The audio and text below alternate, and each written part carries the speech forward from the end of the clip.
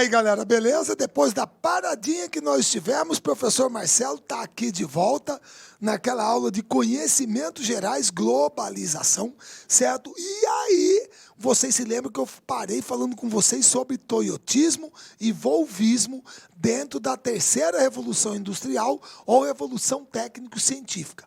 Por isso que agora eu chamo a atenção de vocês para isso aqui. Ih, Marcelo, olha aqui, ó, primeira, segunda, terceira, quarta, que negócio que é? Exatamente. Essa é uma coisa que muitas bibliografias não trazem hoje.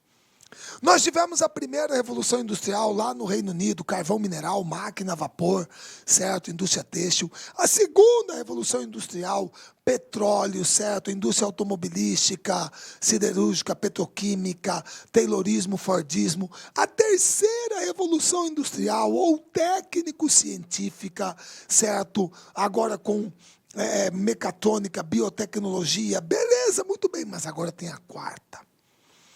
Da quarta revolução industrial ou indústria 4.0. Pessoal, se alguém perguntar para você se isso aqui tem um lugar específico para ter começado, sim, Alemanha. A Alemanha é uma iniciativa da galera privada alemã, da iniciativa privada alemã, com o Estado alemão. O governo alemão tem participação nisso. Certo? É um casamento, iniciativa privada e Estado. Você entendeu? Na definição de uma política industrial para o país. Que, aliás, é uma política industrial protecionista que está planejada até 2030. Lá eles são assim. Eles planejam a longo prazo. Certo? E outra, hoje, a primeira-ministra da Alemanha, todo mundo sabe, é Angela Merkel, uma ministra de centro-direita, é da democracia cristã, você entendeu? A oposição a ela, mais à esquerda, são os sociais-democratas, certo? Muito bem. Agora, pode ser que a oposição ganhe uma eleição na Alemanha, ela saia e entre um novo primeiro-ministro, certo, pessoal? Independente de quem entrar, a política industrial alemã permanece a mesma, porque ela foi debatida no parlamento, foi debatida com a sociedade alemã, então é um projeto para o país, ou seja, lá não tem esse negócio de um entrar e desfazer tudo que o outro fez, mesmo que fosse coisa boa. Entendeu? Porque você pensa para o país. Essa é a diferença. E é uma política de longo prazo. Os caras já estão visualizando 2030. E essa indústria 4.0, ou quarta revolução industrial, se baseia em coisas como sistemas cyberfísicos, certo? Computação em nuvem, tá? Internet das coisas. É isso aqui. Beleza? São coisas totalmente novas, moçada, tipo aquelas impressoras em 3D e tal. É uma coisa absurda. E, geralmente, essa quarta revolução industrial, ou indústria 4.0, ela se baseia em 6 princípios. Quais são? Interoperabilidade, virtualização, certo? Descentralização, capacidade em tempo real, orientação a serviço e modularidade. É isso. São 6 princípios que regem essa visão, tá? Então, isso é uma coisa que nós temos hoje. Inclusive, presta bem atenção, que eu já falei para vocês que eu gosto de mostrar para vocês, né?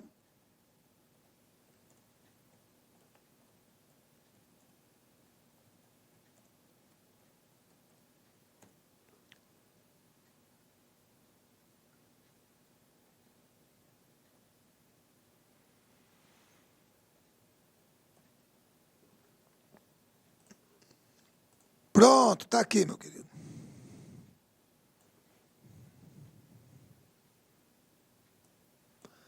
A Alemanha adota política industrial protecionista, estratégia para a indústria nacional até 2030. Tá aí, moçada. Ela está planejadinha e é protecionista. Você entendeu? Quer dizer, o que os alemães consideram como estratégico, tem que ficar com os alemães. Não vamos vender para estrangeiro. Não vamos. Você entendeu? É protecionista. Nós temos que proteger a indústria alemã. E outra, essa não é uma característica só deles, moçada, é o que eu falo para vocês. Eu gosto de debater com gente informada. Você tem que debater com gente informada. Presta atenção.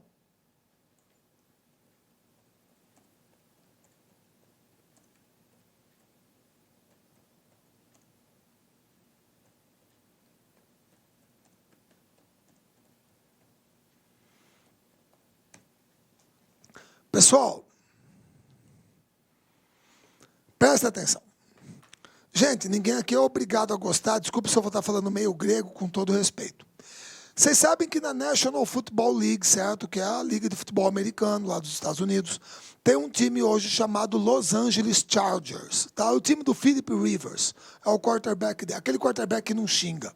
Ele não fala palavrão. O xingamento dele é, poxa, caramba. Ele não fala palavrão. Certo? Muito bem. Moçada, antes de ser Los Angeles Chargers, o time se chamava San Diego Chargers. Jogava lá em San Diego.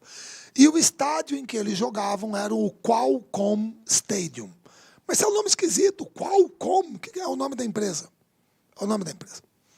Todo mundo sabe que o Tom Brady, o marido da Gisele Bündchen, joga no New England Patriots, no Gillette Stadium. Gillette, o estádio é da Gillette.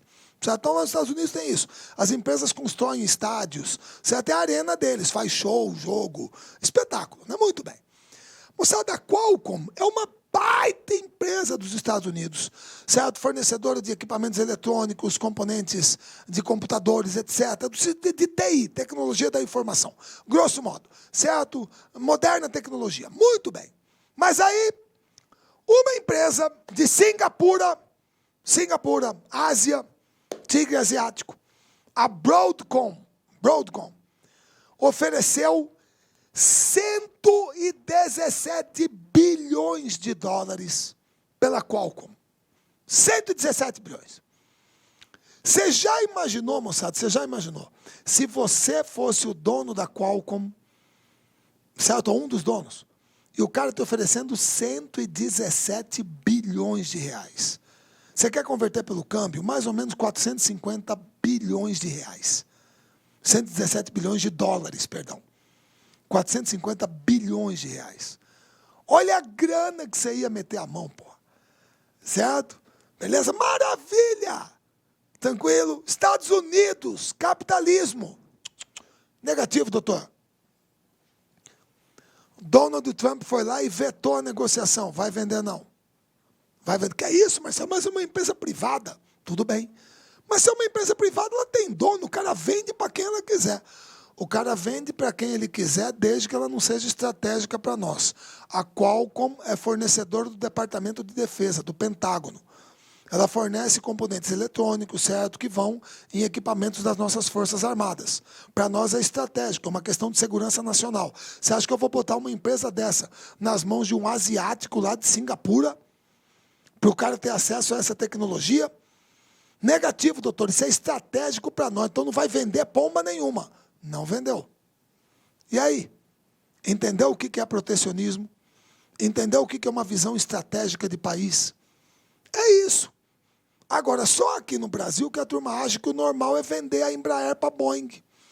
É vender pré-sal para estrangeiro, tem mais o que entregar. Entrega tudo. Vai privatizando, vai entregando. Aqui sim, lá eles protegem o que é deles, moçada. E aí, argumenta para mim, fala para mim. E aí? É complicado. Se é estratégico, pô, se tem a ver com a nossa segurança nacional, é estratégico para o país, tem que ficar na nossa mão. Então, esse discurso de que, não, tem que vender para estrangeiro, capital estrangeiro, eles adoram adotar aqui. Aqui eles querem que a gente venda tudo. Vai lá e tenta comprar. Vai lá e tenta. Vamos ver se eles vendem. Não vendem não, doutor. Se for estratégico, não. Então, é protecionista, sim. Nós é que compramos esse discursinho barato. Não, capital estrangeiro tem que vir de fora. E vamos entregando tudo de mão beijada. Eles não entregam. Então a globalização tem essa contradição.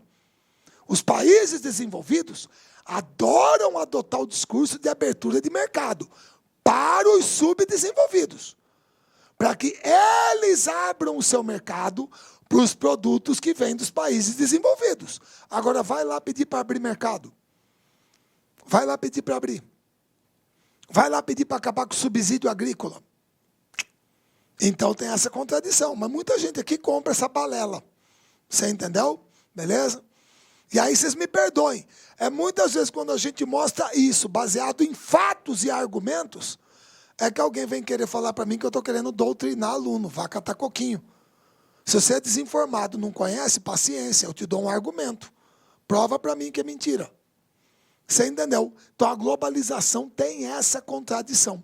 Certo? Beleza? Outra.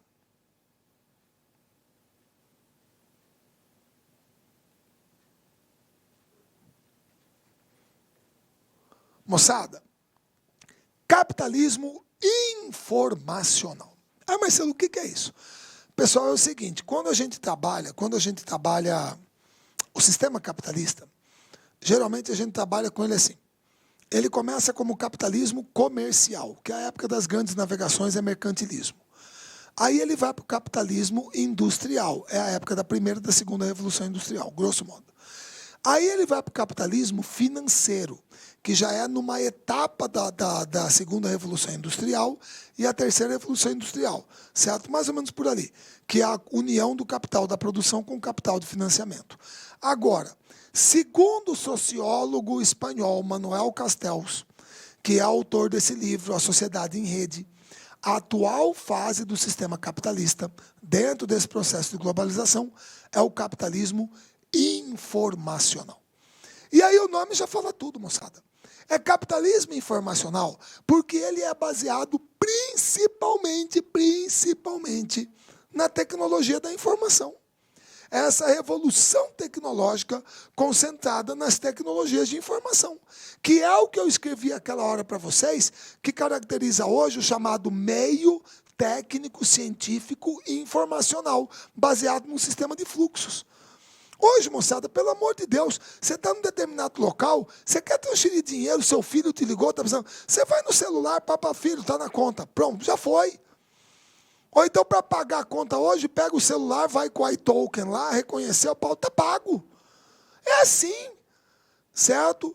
Então, neste momento, muitos consideram que a atual fase do capitalismo é essa. É o chamado capitalismo informacional. É uma das características do atual estágio de globalização. Se bem que eu, pessoalmente, isso é um problema meu, moçada, normal, não estou falando que eu estou certo. Eu considero que isso aqui é uma baita ferramenta, eu acho que é uma junção disso aqui com o capitalismo financeiro, certo? Mas, inegavelmente, tem a ver com essa evolução na tecnologia da informação. Tá joia? Beleza? E aí, você tem isso aqui. Pessoal, historicamente, quando alguém perguntava para uma pessoa, escuta, eu quero investir num determinado lugar para montar uma fábrica, uma indústria. O que você acha que tem que ter lá? O que tem que ter lá? Matéria-prima, mão de obra, mercado consumidor, energia e transportes. Está aqui. Pronto. Isso era o essencial. Há 60 anos atrás, 70 anos atrás, 80 anos atrás, isso era o essencial. Não, Marcelo, mas isso aqui é muito importante. Claro que é. Esse é o problema. Como antigamente todo mundo considerava que isso aqui era o mais importante, todo mundo foi colocando fábrica nesse lugar. E aí foi colocando, e com o passar do tempo essa área aqui ficou o quê? Saturada. Ah, Marcelo, eu estou entendendo. Você está falando, por exemplo, da região do ABCD lá em São Paulo, o ABCDO. Santo André, São Bernardo do Campo, São Caetano do Sul, Diadema e Osasco. Essa área estava perto do maior mercado consumidor do país, perto da matéria-prima, abundância de mão de obra, energia e transportes. Todo mundo botou fábrica lá. Com o passar do tempo, como que essa área ficou? Saturada. Quer dizer, hoje você vai botar uma fábrica lá, o terreno é mais caro, a mão de obra é mais cara, certo? Os sindicatos são mais organizados, o tráfego urbano é intenso, caótico, certo? Então, o que o pessoal começou a fazer? Da década de 90 aqui no Brasil, um pouquinho antes no mundo, certo? Mas o pessoal começou a olhar e falar assim, não, peraí, eu quero investir para abrir uma fábrica, mas os meios de comunicação, transportes evoluíram, a energia tem tudo quanto é lugar, tal. Não, eu não vou botar minha fábrica lá, está saturada. Eu vou botar em outro lugar. Em outro lugar onde eu tenho o quê? Mão de obra barata, incentivos fiscais, sindicatos menos organizados, leis trabalhistas mais brandas, auxílio na infraestrutura. Ah, Marcelo, como assim auxílio na infraestrutura? Meu querido, você nunca ouviu falar que, de repente, para uma empresa se instalar numa determinada localidade, a prefeitura dá o terreno? Certo? O Estado coloca água, energia, asfalto na porta. Você nunca ouviu falar nisso? Que geralmente toda cidade tem um distrito industrial. Isso é normal, gente. Então responde para mim, hoje, por que a Hyundai colocou a fábrica em Anápolis, Goiás? Por que a Mitsubishi está em Catalão, Goiás? Por que a BMW está em Araquari, Santa Catarina? Por que a Ford está em Camaçari, na Bahia? Por que a Jeep Chrysler Fiat está em Goiânia, Pernambuco? Por que a Mercedes está em Juiz de Fora e em Iracemápolis, em São Paulo? Por que a Toyota foi para Indaiatuba e Jundiaí, em São Paulo? A Honda está em Sumaré, São Paulo. A Nissan foi para Resende, no Rio de Janeiro. A Peugeot Citroën para Porto Real, no Rio de Janeiro. Por que não foi todo mundo para o ABCD? Por que não foi todo mundo para Grande Belo Horizonte? Por que não foi todo mundo para Grande Rio de Janeiro? Porque está saturado, caramba. Então o pessoal está procurando novas áreas industriais que ofereçam essas vantagens. E o que caracteriza isso? O que nós chamamos de uma desconcentração da atividade industrial, que é chamada de deseconomia de aglomeração. É uma característica do atual momento, beleza? E uma outra é a formação disso aqui. Um arranjo produtivo local, ou um cluster, um APL. Marcelo, o que é isso? Não estou entendendo. Pessoal, isso aqui é uma coisa defendida por um cara chamado Michael Porter. Lá na década de 80 do século passado, ele escreveu um livro chamado As Vantagens Competitivas das Nações. Certo? E ele defendia isso aqui. Certo? Você pode ter o cluster horizontal, empresas do mesmo ramo, ou vertical, quando você tem uma sequência na cadeia de produção. Tá? E ele defende isso aqui no seguinte sentido, que o cluster pode ter o potencial de melhorar a competitividade, incrementando produtividade, aportando inovação e estimulando a criação de novas empresas. E aqui teria as motivações para você criar esses clusters. Certo? Eu não vou ler todas, mas estão aqui para vocês. Então, isso aqui caracteriza uma situação que é mais ou menos assim. Pessoal, eu vou falar o nome de uma cidade do Brasil. Certo? Agora, eu vou falar o nome da cidade e você vai falar para mim o primeiro produto que vem à sua cabeça. Primeiro produto. Eu falo o nome da cidade, você fala o nome do produto. E eu tenho certeza que a maioria de vocês conhece. Certo? Então, eu vou começar. Franca, São Paulo. Qual é o produto? Exatamente, sapato, calçado. Franca é a capital brasileira do sapato, do calçado. Certo? Muito bem. Caxias do Sul, Rio Grande do Sul. Já sei, Marcelo. Vinho, indústria vinícola. É lá. Muito bem. Cianorte, no Paraná. Já sei, Marcelo, já fui lá, Expovest. Roupa, vestuário, tá vendo? Isso caracteriza o que a gente chama de um cluster. É quando você tem uma concentração muito grande de empresas de um mesmo setor num determinado local, certo? E a justificativa para isso é isso aqui, certo? São as motivações, certo? E o que isso poderia melhorar para essas empresas. Então, essa também é uma característica do atual estágio da globalização. Marcelo, peraí. Tem uma área muito famosa dos Estados Unidos que todo mundo fala. Eu não sei se encaixa nisso aí. Mas sabe aquele tal de Vale do Silício na Califórnia? É um cluster? É! Só que como é de empresas de alta tecnologia, é o que geralmente nós chamamos como mesmo? Já sei, Marcelo, é um tecnopolo. É um tecnopolo. São empresas do setor de alta tecnologia. É um tecnopolo.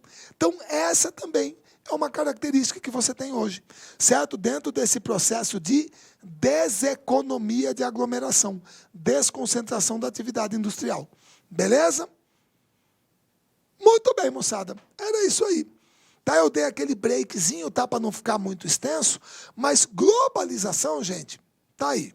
Abordamos ela e todas as características do atual estágio em que ela se encontra. Tá joia? Aí eu tenho as outras aulas para gravar para vocês, que a gente vai colocar dentro do que está pedido na demanda do Manuel e do professor Luiz. Tá joia? Pessoal, um prazer estar aqui novamente com vocês. Espero que vocês tenham gostado. Tá? Um grande abraço a todos e a gente se vê na próxima aula. Até lá. Clique like.